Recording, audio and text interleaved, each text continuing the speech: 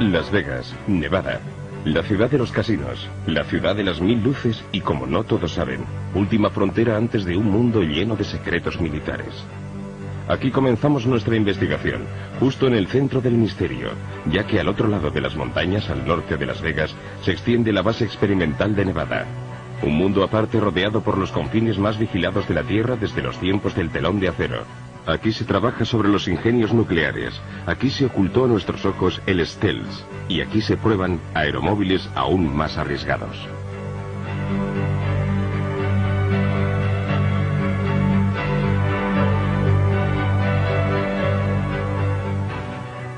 Nuestras investigaciones nos condujeron hasta John Lear, uno de los mejores pilotos de Estados Unidos, hijo del legendario diseñador de aviones William Lear. John cuenta en su haber con más de 16.000 horas de vuelo con 360 tipos de aviones, en más de 50 países. Ha establecido 17 récords del mundo de velocidad.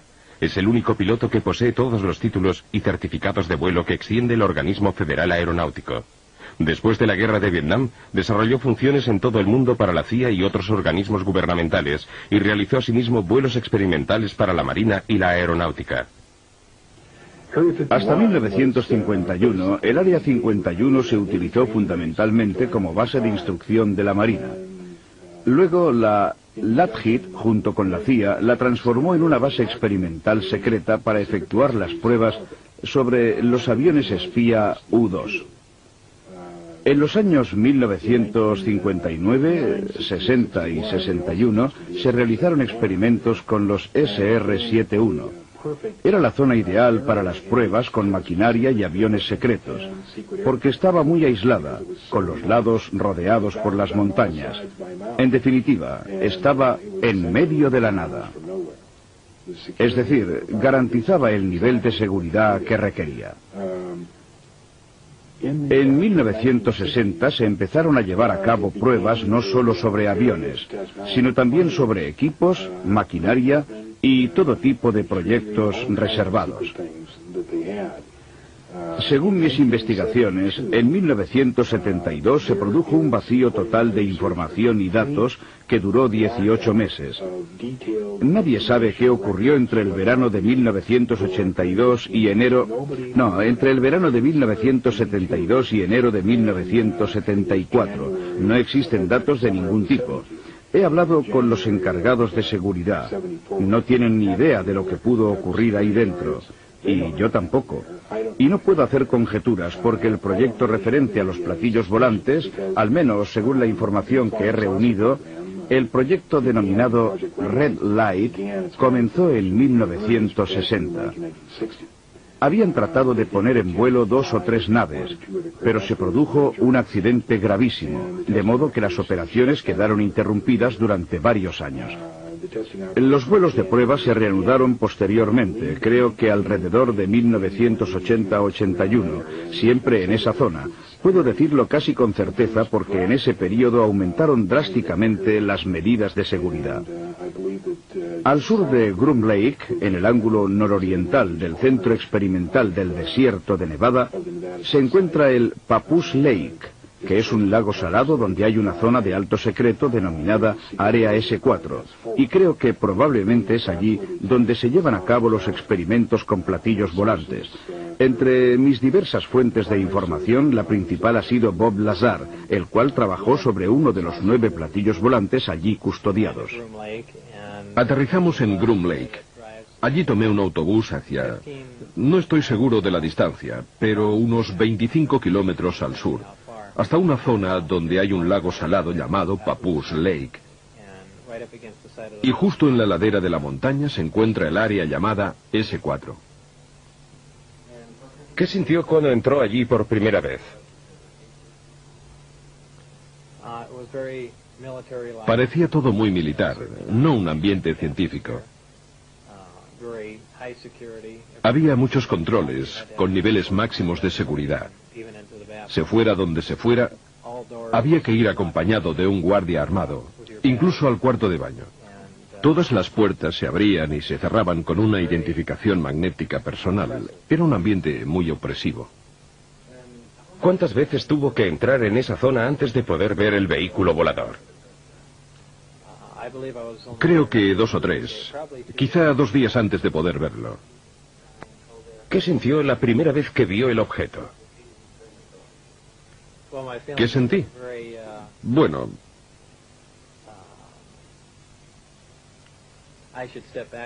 volviendo atrás en el tiempo, la primera vez que vi la astronave fue cuando entré en el hangar y me dije, esto explica por fin todos esos avistamientos de ovnis. Es un vehículo militar secreto en fase de experimentación y ya está.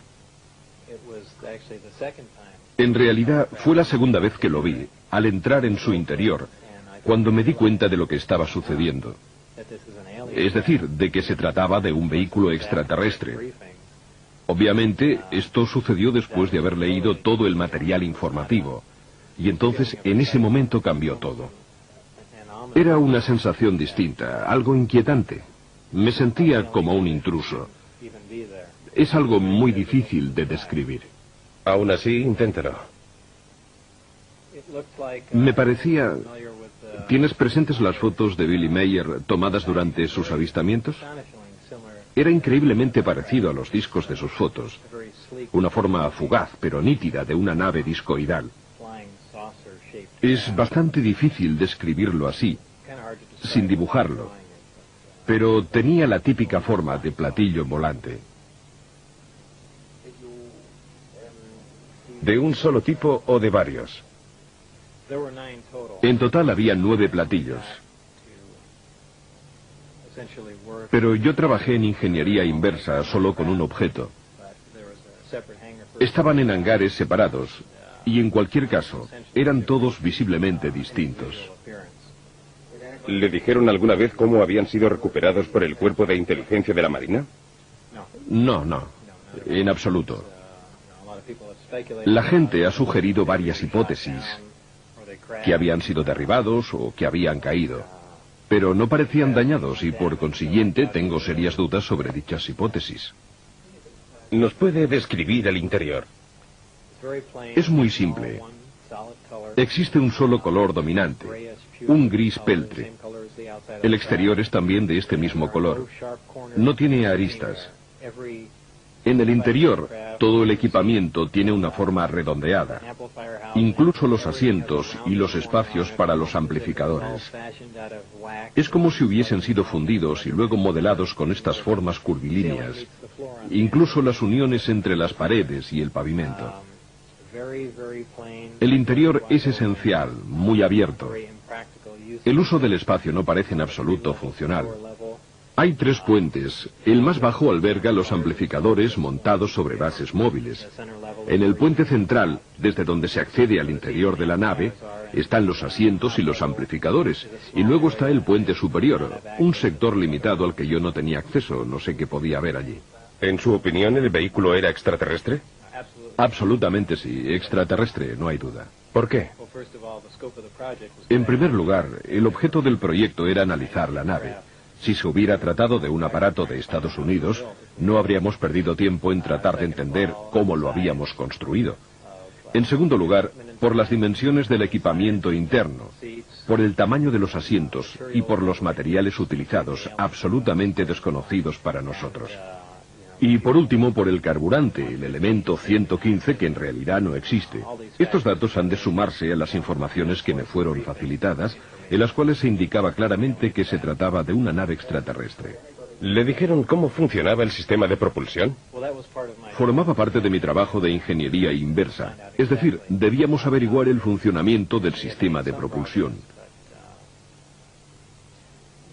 Habían realizado ya algunos progresos, pero no sé exactamente desde cuándo se encontraba allí la nave, si llevaban 1 o 10 años analizándola. En cualquier caso, con pocos progresos. El sistema es impresionante.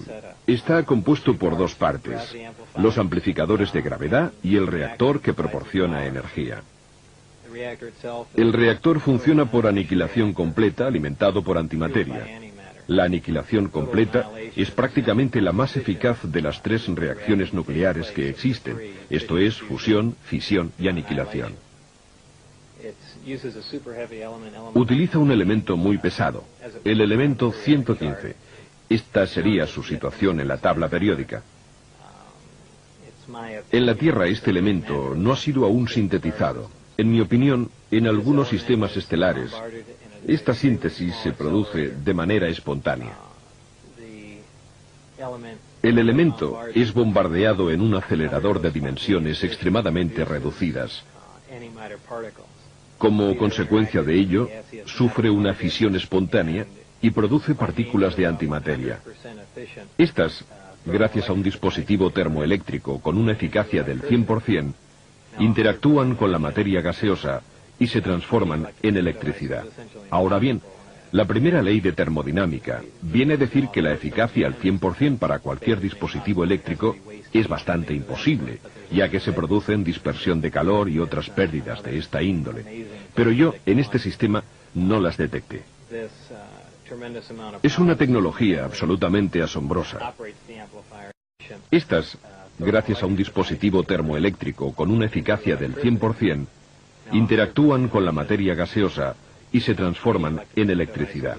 Ahora bien, la primera ley de termodinámica viene a decir que la eficacia al 100% para cualquier dispositivo eléctrico es bastante imposible, ya que se producen dispersión de calor y otras pérdidas de esta índole. Pero yo, en este sistema, no las detecté. Es una tecnología absolutamente asombrosa. La increíble cantidad de energía que genera el sistema alimenta los amplificadores y, como producto secundario del bombardeo del elemento 115, se genera un fenómeno interesantísimo, es decir, una onda especial, la denominada gravitacional A. Esta onda viaja de un modo muy similar a las microondas. Se aplica a los amplificadores gravitacionales y, mediante la corriente eléctrica generada por el reactor, es amplificada y enfocada. La señal amplificada de este modo se torna ligeramente afásica y gracias a esto es posible atraer o rechazar cualquier cuerpo gravitacional. El vehículo es capaz de despegar, incluso utilizando un solo amplificador. Esta nave en concreto está dotada de 3 amplificadores, y cuando activa un solo amplificador para alejarse de la Tierra, utiliza la denominada configuración Omicron. Para viajar por el espacio, la nave gira sobre un lado, enfoca los 3 amplificadores en un único punto situado a enorme distancia, y luego se imprime máxima potencia a los amplificadores y al reactor. Prácticamente estiran el tejido del espacio, distorsionan el espacio-tiempo y lo atraen hacia la nave, que de esta manera se halla en condiciones de cubrir enormes distancias en un lapso de tiempo prácticamente nulo. La nave no se desplaza de manera lineal porque distorsiona el espacio. El propio tejido del espacio y por consiguiente también los campos gravitatorios y el tiempo están estrechamente ligados. Cuando se distorsiona un campo gravitatorio, se distorsionan también el espacio y el tiempo. Estas son cosas que sabemos desde hace tiempo, solo que no contamos con la posibilidad de comprobarlas. Aparentemente esta civilización las ha llevado a la práctica. ¿Y ustedes han conseguido alguna vez poner en vuelo alguno de estos vehículos? Se realizaron muchos ensayos, pero no fuera de la atmósfera. Eran vuelos cortos, a baja altura. De hecho, eran objetos de un valor inestimable, y no era intención de nadie correr riesgos inútiles o destruirlos a causa del campo gravitatorio terrestre o por volar a cotas demasiado elevadas. Pero asistí a varias pruebas fuera del recinto de seguridad. Y en una ocasión lo vi todo a no más de 30 metros del vehículo. ¿Cómo maniobraba el objeto en vuelo? Era muy silencioso. Se elevaba generando un pequeño silbido. La superficie inferior emanaba una luz azul, probablemente debida al altísimo voltaje generado. Poco después, a medida que ganaba altura, la luz desaparecía y parecía como si flotara suavemente en el aire para luego posarse sobre el suelo, todo de manera muy tranquila y casi en absoluto silencio. ¿Podría describir los documentos informativos que le fueron facilitados y su contenido? Se trataba de un gran número de documentos, unos 120 informes muy concisos. En realidad me daban una idea general de las demás investigaciones llevadas a cabo sobre el vehículo volador. Pero casi la totalidad de las informaciones, de los detalles técnicos, se referían al sistema de propulsión y de generación de energía, es decir, al campo en el que debería trabajar. También había documentos en los que se afirmaba que la nave era extraterrestre, y los informes de algunas autopsias no eran muy minuciosos, pues no había ninguna razón para proporcionarme información detallada sobre este aspecto, pero incluían fotografías. Para ser exactos, había 2 fotografías de un cuerpo extraterrestre con el tórax abierto, que albergaba un solo órgano que había sido extraído y seccionado. Desde mi punto de vista, no médico, parecía que este órgano debía de cumplir no una, sino varias funciones. Luego había otros documentos que describían los estudios metalúrgicos llevados a cabo en otras partes de la nave. En definitiva, eran cortos resúmenes del trabajo desarrollado por los diversos grupos y viceversa. Supongo que también ellos recibirían unos informes, breves relaciones sobre el trabajo desarrollado por mi grupo. ¿Indicaban el lugar de procedencia de los extraterrestres? Sí, el sistema Zeta Reticuli. No sé si la información se obtuvo de la propia nave o de mapas estelares o de instrumentos de a bordo. ¿Había información sobre esta civilización, sobre su historia o sobre contactos anteriores con el género humano? No exactamente. En ningún sitio podía leerse "fue así".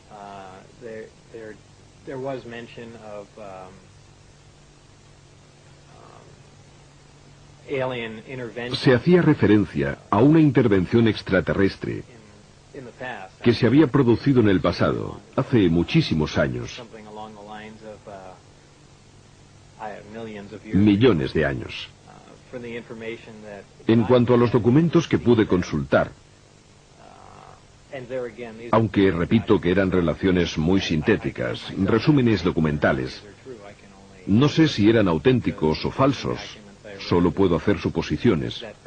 No obstante, las informaciones sobre el sistema de propulsión eran todas verdaderas, estoy seguro, porque trabajaba en ello.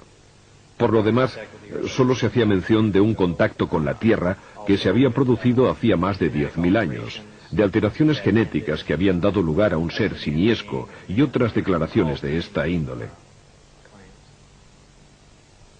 ¿Ha visto alguna vez de cerca un alienígena vivo o muerto? No, solo en fotografías. En varias ocasiones he declarado que al cruzar una determinada zona, miré por una ventana y vi algo pequeño, pero no digo que fuera el cuerpo de un extraterrestre. Es inútil adelantar conclusiones y decir, seguramente vi un extraterrestre, porque podía tratarse simplemente de un maniquí creado como modelo en función de sus peculiaridades corporales y de las dimensiones de los asientos. Y por consiguiente, insisto en que en realidad no vi ningún cuerpo vivo en movimiento. Como principio, respondo que no. ¿Por qué le eligieron a usted para este trabajo? Es muy difícil responder, no sabría hacerlo. Seguramente como físico no soy el más cualificado, por tanto no tengo la menor idea. Por otro lado, puede ser que se sintieran frustrados, porque no conseguían dar más pasos adelante. Hacía ya mucho tiempo que no lograban avanzar en sus investigaciones. O quizá quisieran una persona nueva, alguien que pudiera ver las cosas de forma distinta. Y por otra parte, yo tengo fama de ser así. ¿Por qué decidió divulgar estas informaciones? ¿Cuándo? ¿Por qué? Resulta difícil responder. Hay varias razones. Por ejemplo, por las presiones que he sufrido. O por mi seguridad personal. Y también porque es injusto que sobre estas informaciones se mantenga una cerrada reserva. Después de que usted hiciera públicos estos datos, ¿han tratado de cerrarle la boca? De todas las formas posibles. Me dispararon al entrar en la autopista aquí, en Las Vegas. Algunos amigos míos han sido amenazados. Han perdido el puesto de trabajo. Ha sucedido de todo. Hemos descubierto que en los institutos donde decía que había estudiado no quedaba ni rastro de su presencia. Las empresas para las cuales decía haber trabajado anteriormente negaban que lo hubiera hecho, y en particular el Laboratorio Nacional de Los Álamos, que era el punto crucial sobre el cual se fundaba toda su credibilidad. Pensamos, si conseguimos probar que trabajó allí, querrá decir que en algún sitio debió de estudiar, porque allí no aceptan al primero que llega. Y si había trabajado en el Laboratorio Nacional de Los Álamos, en algún proyecto secreto, era posible que fuera aceptado para trabajar en algún otro programa secreto, como por ejemplo el S-4 en Papoose Lake. Sin embargo, en el Laboratorio de Los Álamos seguían negando que Bob hubiese trabajado alguna vez para ellos, y su obstruccionismo era total. No respondían a nuestras llamadas telefónicas ni a nuestras cartas. Era como si quisieran impedirnos que siguiéramos adelante. Al final, en cualquier caso, conseguimos reunir algunos indicios que probaban que Bob había trabajado allí. Por ejemplo, los boletines internos del laboratorio lo incluían como físico. La guía telefónica interna indicaba que era un empleado del laboratorio. Hemos hablado con varias personas que trabajaron allí con él y nos han confirmado que Bob intervino en proyectos clasificados, que era un físico que estuvo allí. ¿Qué os convenció de que el azar decía la verdad? No estoy seguro al 100% de que todo lo que nos ha contado sea verdad, ya que como periodista debo siempre ser escéptico, al menos en parte, pero se me ocurren un par de cosas. Primero, que Bob siempre ha contado la misma historia, la que me contó a propósito de su experiencia en el centro S4 en nuestro primer encuentro, y es la misma historia que sigue contando todavía hoy. Lo más importante es que Bob ha tenido problemas judiciales y para muchas personas esto ha significado perder completamente su credibilidad, mientras que el tribunal no ha cambiado ni una coma de la versión de Bob. Y solo cuando los magistrados trataron inútilmente de comprobar su currículum, solo entonces se decidieron a condenarlo. Bien, mi respuesta al tribunal fue: bienvenidos al club. Tampoco vosotros lo habéis conseguido. Bob se jugaba al menos 60 años de cárcel si no contaba en los tribunales la verdad sobre su currículum, y la versión que dio era idéntica a la de la primera vez, y es la misma de hoy en día.